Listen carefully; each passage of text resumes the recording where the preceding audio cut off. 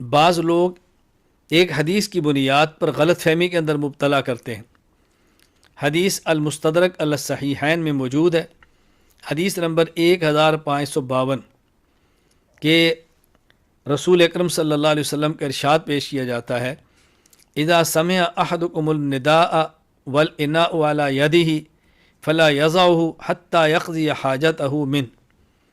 اگر کوئی شخص کھانا کھا رہا ہو، یعنی اس کے ہاتھ کے اوپر اس کا ہاتھ کھانے پر ہو، یعنی کھانا کھا رہا ہو اور وہ اذان کی آواز سن لے، کھانے کا برتن اس کے ہاتھ میں ہو، اسے چاہیے کہ برتن نہ رکھے یہاں تک کہ اپنی ضرورت پوری کر لے۔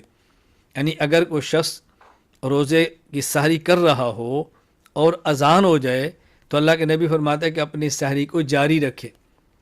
تو اس سے بعض لوگ اس غلط فہمی کے اندر مبتلا ہیں اور دوسروں کو دھوکہ دیتے ہیں کہ اگر سحری کرتے ہوئے اذان ہو جائے تو آپ کھانا مکمل کرنے سے روزہ نہیں ٹوٹے گا۔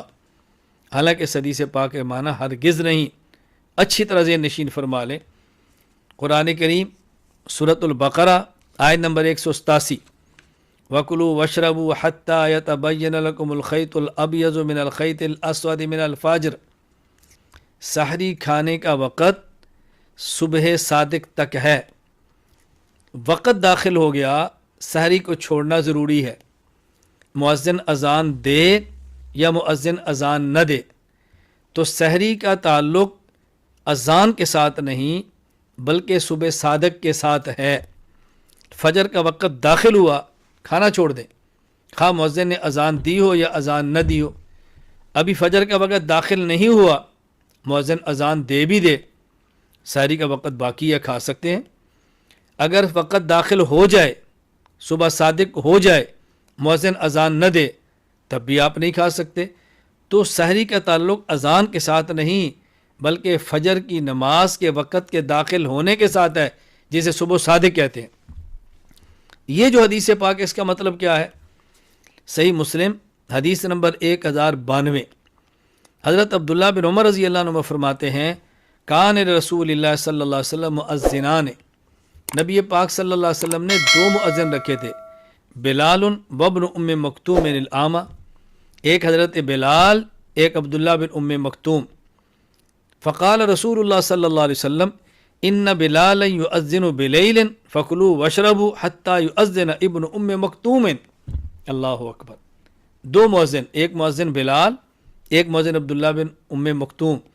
اب دیکھو اس حدیث میں بالکل وضاحت آ گئی۔ بلال اذان دیتا ہے کب؟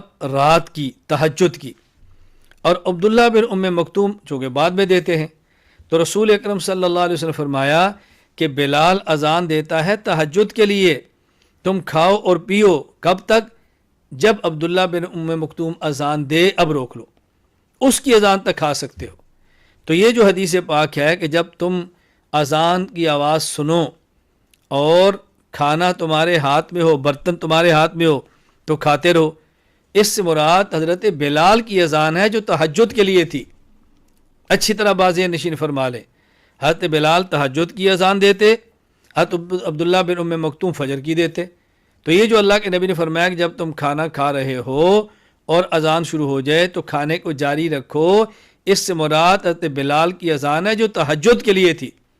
ورنہ اللہ کے نبی خود فرما رہے ہیں کہ فَكُلُوا وَاشْرَبُوا حَتَّى يُؤَذِّنَ ابْنُ أُمِّ مَكْتُومٍ، کہ تم کھاؤ اور پیو عبداللہ بن ام مکتوم کی اذان تک، جب ان کی اذان شروع ہو جائے پھر نہیں کھانا۔ تو دیکھو کس قدر دھوکہ ہے کہ مکمل بات نہیں کرتے اللہ کے بندے، پوری بات نہیں کرتے۔ ہم بحمد اللہ تعالی پوری بات کرتے ہیں تو مسئلے میں الجھن نہیں رہتی۔